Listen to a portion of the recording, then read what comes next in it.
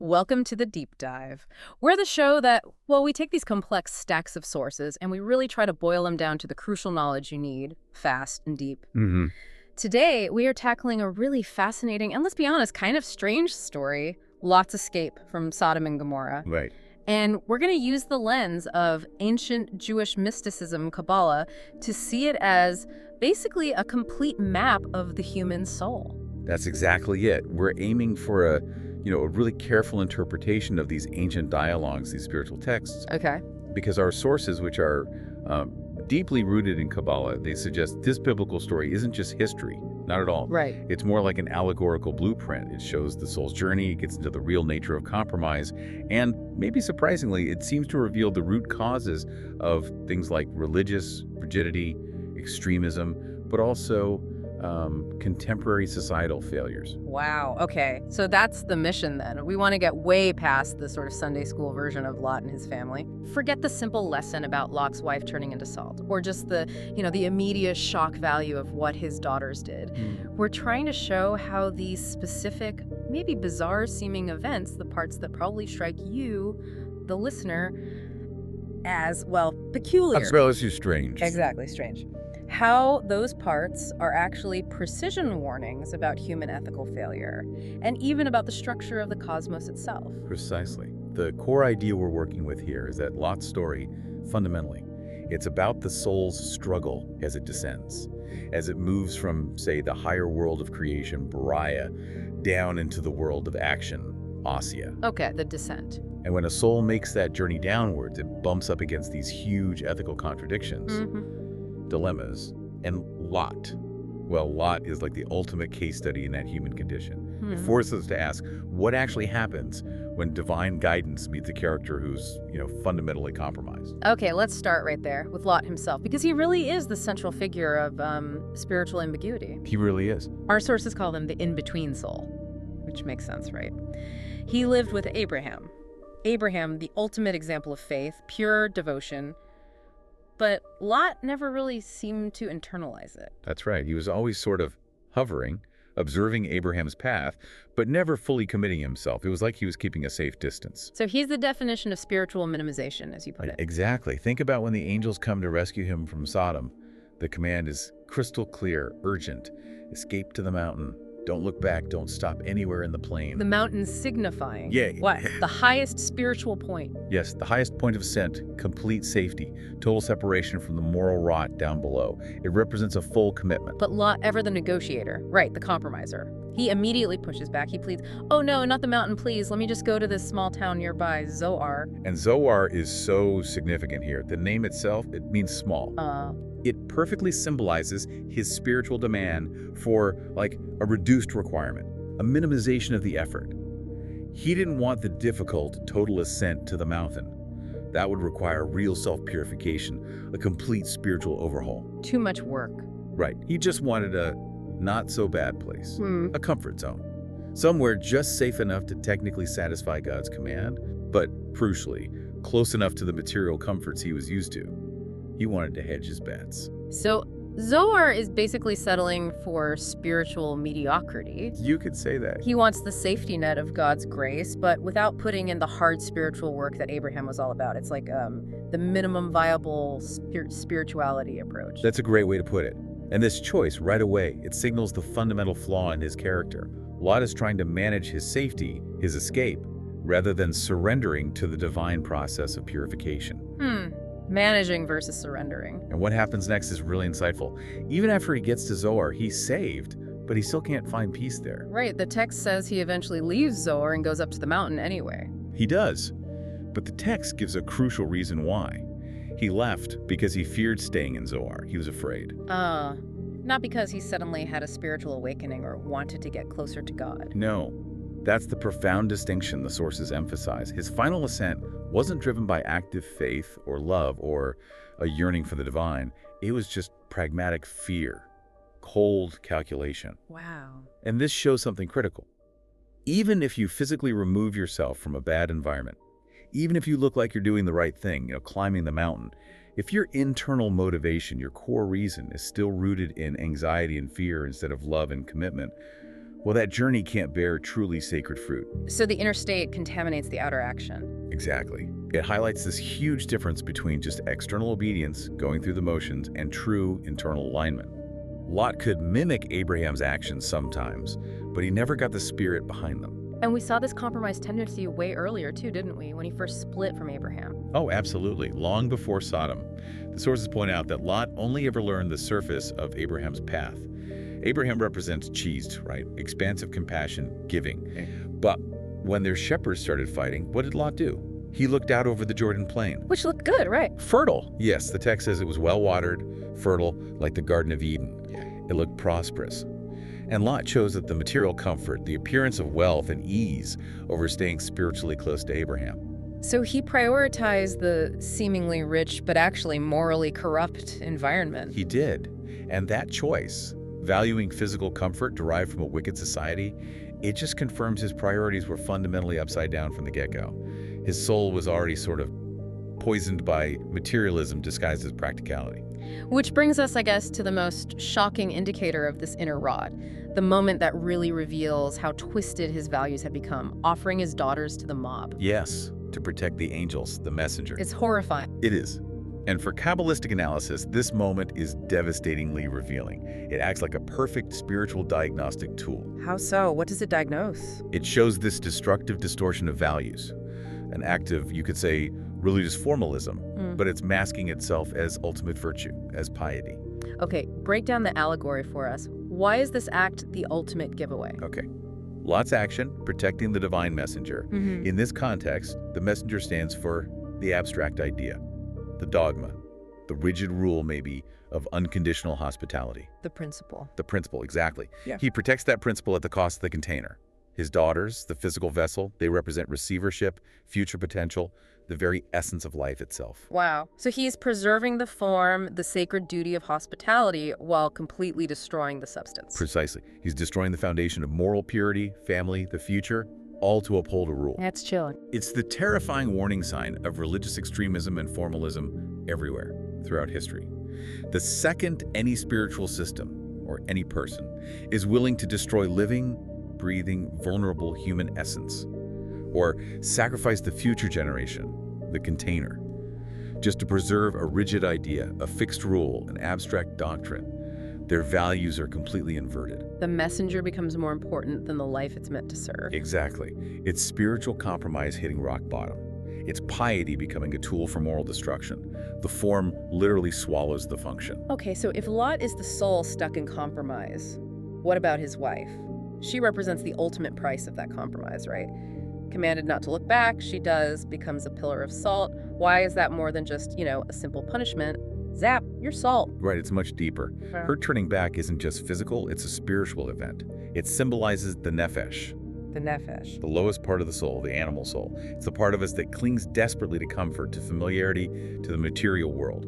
In her case specifically, the lifestyle of Sodom she was leaving behind. Ah, okay. So Sodom represents that base, self-centered consciousness. Yes, and its destruction was meant to be a purification of that.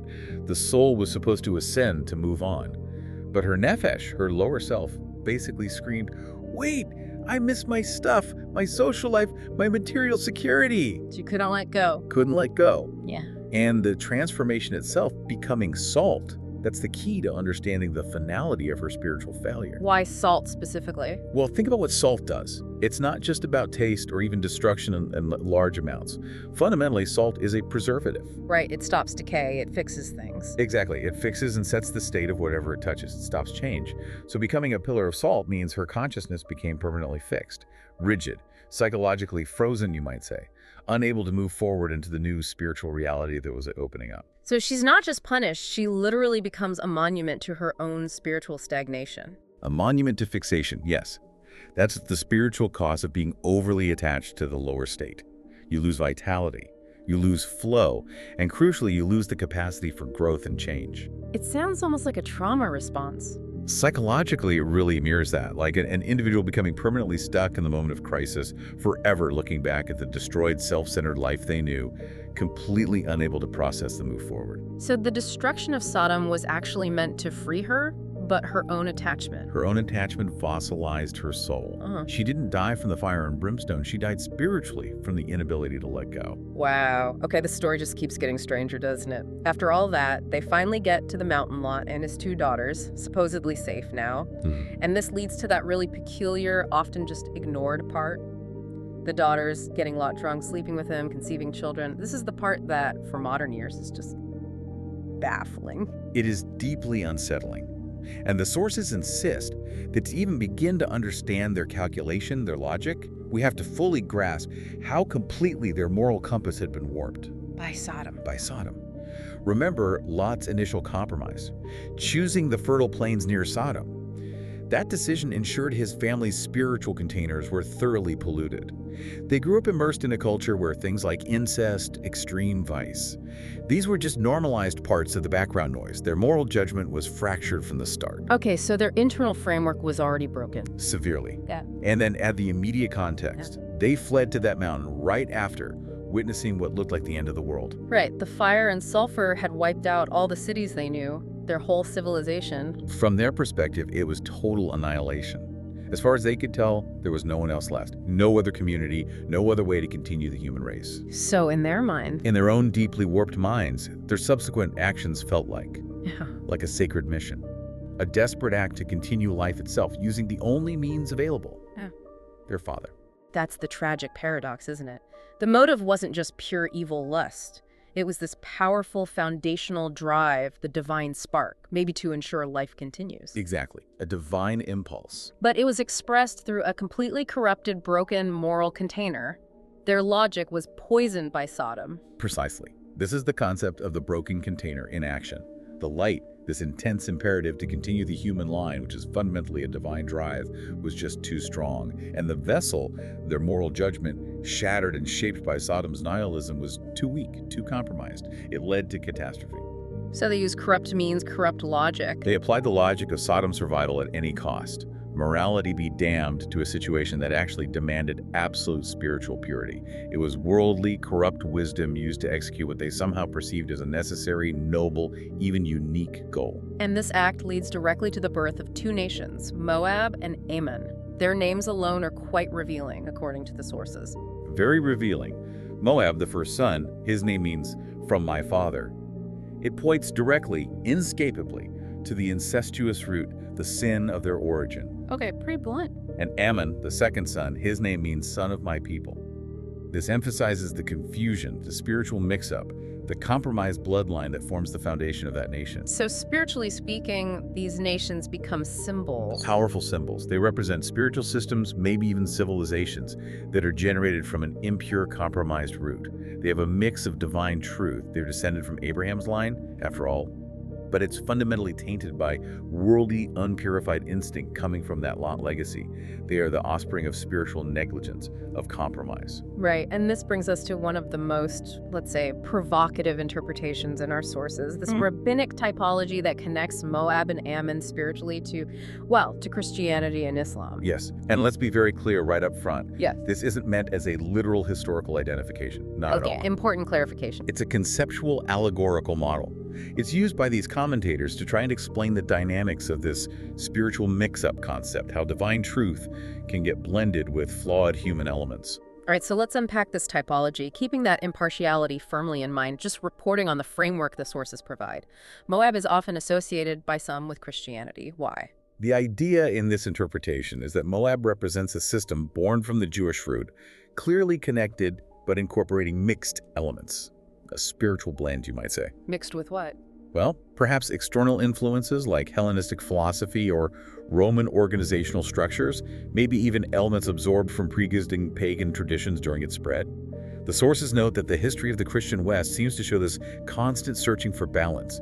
Think of the pendulum swing from extreme medieval asceticism denying the body to almost the opposite extreme in modern liberation movements, always defining itself in relation to, yet distinct from, its Jewish origins. It's seen as a mixed system in this allegorical sense. Okay. And Ammon. In this typology, Ammon is linked conceptually with Islam. What's the connection there? Ammon, in this framework, is seen as representing a system defined by its rigor, its strict boundaries, its emphasis on singular monotheism and law. like the prohibition of alcohol being a key identifier. Okay, severity or gevura? Exactly. It's seen as deriving from a separate but related path within the broader Abrahamic tradition, but characterized primarily by this quality of gevura, severity. Again, the core point isn't the specific identification, but the idea of this spiritual mix-up. Right. These are seen as systems stemming from a divine impulse, but fundamentally shaped or compromised by flawed human interpretation or worldly instincts inherent to their origin story, metaphorically linked back to that incestuous act born of desperation and corrupted logic. So systems with huge potential for good, but also carrying a kind of inherent structural instability. Precisely, which makes them, in this view, prime candidates for the process of tikkun, repair. Okay, this structural instability, this mix-up, leads us straight to the core philosophical problem that Lot's whole story illustrates. You called it the central failure of civilization, the imbalance of cheese and gevura. Yes, this is really the engine driving everything, according to Kabbalah. Both the health of an individual soul and the structure of civilization depend on balancing these two fundamental forces. Remind us what they are again. Cheese is mercy, compassion. It's the force of boundless giving, expansion, love, grace, unconditional acceptance. The outward flow. The outward flow. And gevura is severity, judgment, strength. It's the force of boundary, restraint, discipline, law, structure, containment. Structure. Right. And true spiritual health, which is called tiferet beauty, balance, harmony, requires the perfect integration and harmony of both cheese and gevura. And the sources apply this ancient idea directly to modern problems, starting with what they call the hyper-cheesed collapse. This links back to the listener's observation about some Western Nordic high welfare states, often influenced by Christian ethics. Exactly. This is what happens when cheese love, giving, mercy, is applied without the essential tempering wisdom of gevura, without boundaries, without discipline. Love without limits. Love without limits, or maybe love without wisdom. When you have unconditional giving without structure, accountability, or discernment, the system doesn't actually achieve true compassion. According to this analysis, it achieves a kind of societal spoiling. Nihai. And the sources give some pretty stark, specific examples of how this plays out, right? Like systems where welfare dependency seems almost encouraged structurally. Yes, they point to situations where individuals might find ways to navigate the rules specifically to collect benefits that end up exceeding what they could earn working. Or people exploiting resources the government given was enrolling again and again in language classes just to keep getting subsidies without actually intending to integrate or use the skills. So what's the core failure there? It's described as a combination of moral hazard people acting differently because they're protected from risk and a kind of administrative paralysis. The good container, the generous welfare system built on pure cheese, it lacks a lid. The lid being gevura. The lid is gevura. Strict enforcement, clear expectations, consequences, responsibility, maybe even meritocracy. True compassion needs boundaries to function justly. When those boundaries blur or disappear, the interpretation goes. The lower human self-interest that unreformed nefesh, like Lot's wife, clung to, naturally moves in to exploit the vacuum. Which creates unfairness. Massive unfairness. For those who follow the rules, pay taxes, contribute, it breeds resentment. The source material also touched on unchecked immigration, framed as being based purely on this humanitarian, cheesed, unconditional acceptance, potentially straining social structures. Yes, this is presented as a critical failure of wisdom.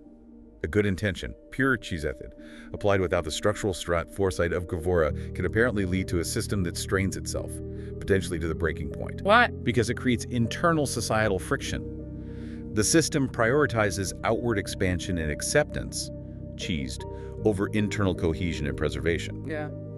That's why the sources mention feelings of resentment, people feeling like they're raising a bunch of lazy people.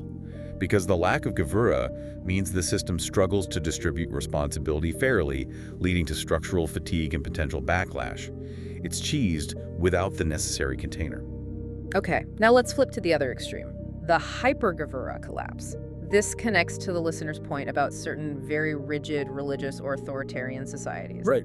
This is what happens when gevura, severity, law, structure dominates completely without the balancing, softening influence of cheese of mercy. The result is? Oppression, rigidity, the suppression of life, creativity, and possibility.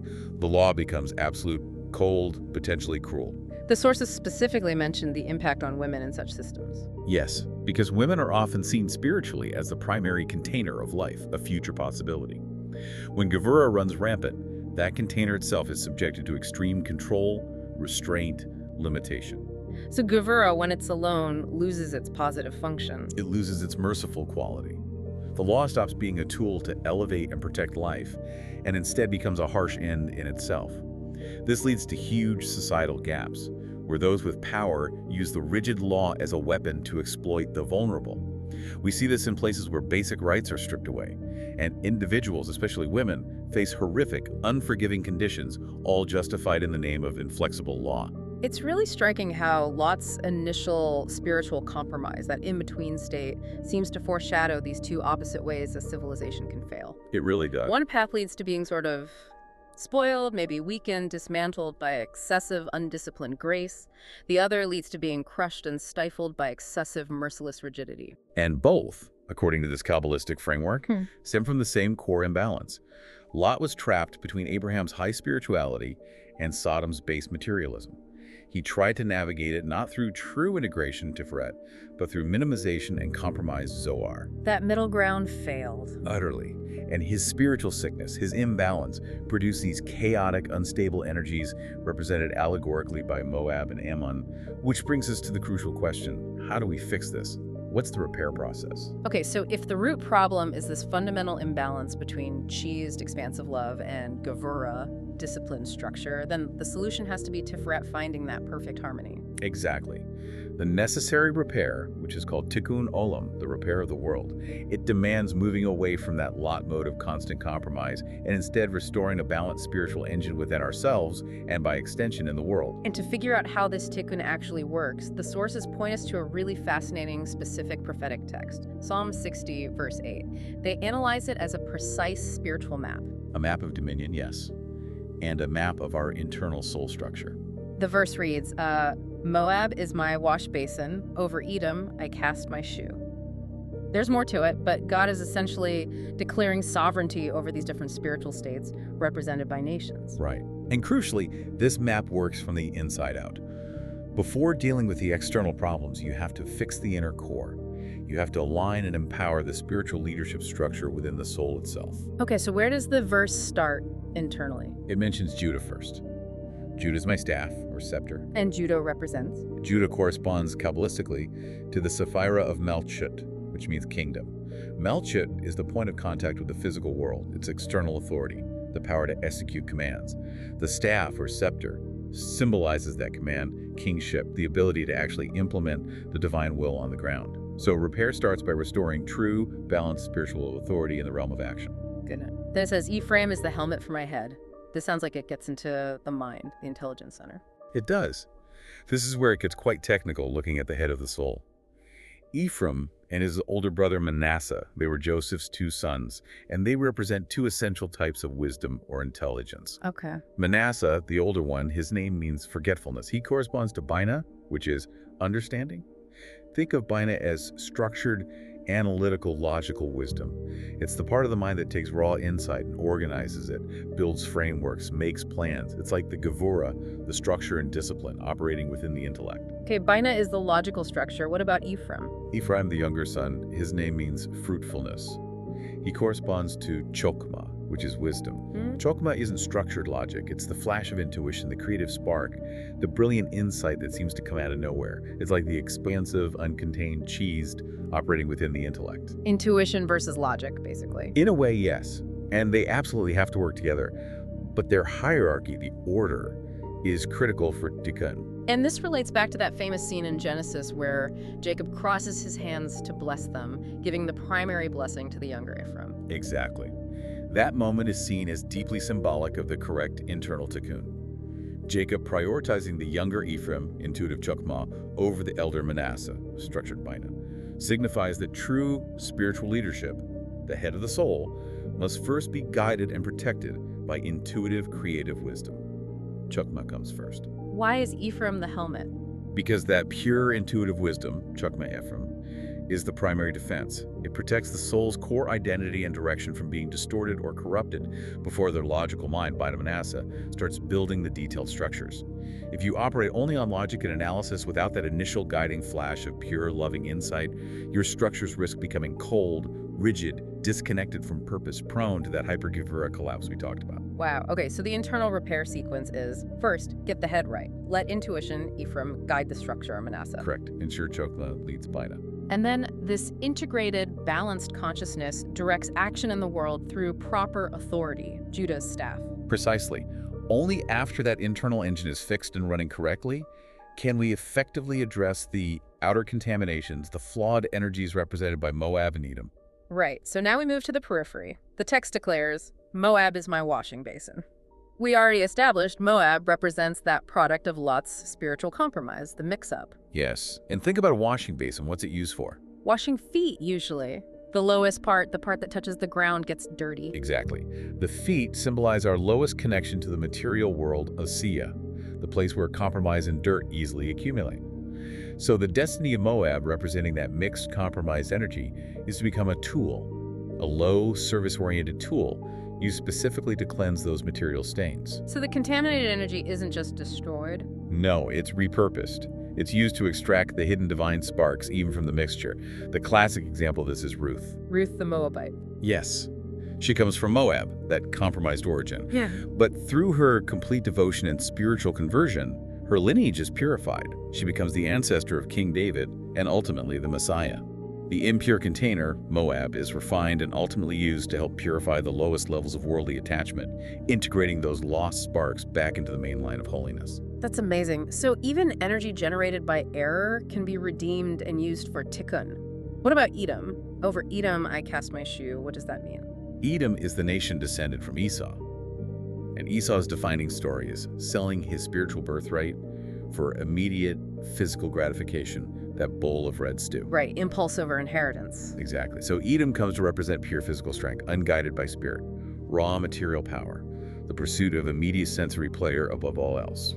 Might makes right, essentially. So Edom is like the world's raw, untamed physical energy. You could put it that way. Yeah. And casting or throwing your shoe in the ancient Near East was a legal act signifying taking possession or declaring ownership and dominion over property. So when God says, "Over Edom I cast my shoe," it's a declaration of ultimate sovereignty and judgment over that raw, earthly, physical force. It's saying, the power you rely on, your material might, your physical dominance, your unguided strength, it's ultimately mine to control and to judge. So it's bringing that raw power under spiritual authority. Yes. The rabbinic tradition often connects Edom allegorically with Rome and later with Western civilizations perceived as prioritizing temporary material power, the stew, over eternal spiritual principles, the birthright. Yeah. So casting the shoe is the tikkun against pure, unbridled materialism. And quickly, the Philistines are also mentioned in the psalm. Yes, they're often seen as representing the most extreme form of secular materialism, the outright denial of anything spiritual. Their tikkun, according to the psalm, is basically being silenced when faced with true divine power. They represent the ultimate dead end of a purely physical worldview. Okay, the whole repair sequence is becoming much clearer now, synthesized from this psalm. Tikkun isn't random, it's structured. It absolutely starts internally. Fix the soul's own intelligence structure. Ephraim guiding Manasseh. Intuition leading analysis. Restore balanced authority, Judah's staff. Get the inner house in order first. And only then can we effectively move outward to engage with, correct, and even utilize the contaminated or imbalanced energies on the periphery, like the spiritual confusion represented by Moab or the raw materialism of Edom. It's fundamentally an internal revolution that has to precede any lasting external transformation. Yeah. We can't truly fix the societal problems, the hyper-cheese collapse or the hyper-javura collapse, until we address the lot within ourselves. That compromising part. That part of us that constantly wants to trade spiritual integrity for material comfort, or uses flawed, self-serving logic to justify questionable actions even in pursuit of a seemingly noble goal. This ancient wisdom insists that so many of our modern struggles, societal and personal, are really just reenactments of this foundational drama of compromise, imbalance, and the path to repair. Wow. This has really been a deep dive, hasn't it? Taking one of the Bible's, frankly, weirdest stories and seeing the spiritual architecture hidden inside. We saw Lot's story isn't just some strange historical footnote. It's like a detailed manual on spiritual failure, warning us against that easy path of compromise, of just sticking to surface-level faith. Yeah, we really dissected the danger of imbalance, didn't we? That imbalanced cheese mercy without wisdom leading to societal spoiling and weakness. And the flip side, Imbalance Gevura severity without compassion leading to oppression and rigidity. And we saw how the sources connect these ancient imbalances directly to systemic failures we can observe in modern civilizations. It's quite striking. It is. And then finally, we mapped out that prophetic blueprint from Psalm 60, verse 8. It lays out such a precise, layered process for tikkun, fixing the internal structure of wisdom and authority before we can effectively repair the compromised aspects of the external world. It's a powerful sequence. And the profound message underlying all these sources seems to be this. We are all, in a sense, on a journey from being Lot, that compromising, minimizing self, back towards being Abraham, the self defined by pure faith, integrity, and that relentless upward ascent. And maybe the greatest challenge on that path isn't always the obvious choice between good and evil. Sometimes the harder choice is between wise good that's tempered by boundaries, structure, and discernment, and corrupting good, the well-intentioned action that springs from cheese but lacks the necessary wisdom of Gevura and ends up causing harm. That really brings it home. Which leads us perfectly into our final provocative question for you, our listener. Since this balance of cheese, love, and Gevura, boundaries, seems so key to our own personal tikkun, our own repair, take a close look at your own life, maybe professionally, maybe personally.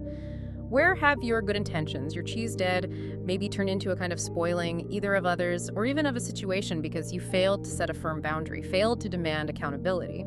Good question. And conversely, where has your commitment to principle, your Gevura, maybe tipped over into coldness, into harshness, because you lacked the compassion, the cheese needed to temper the rule or the structure, finding that balance? Well, that's the tikkun that starts right here with you.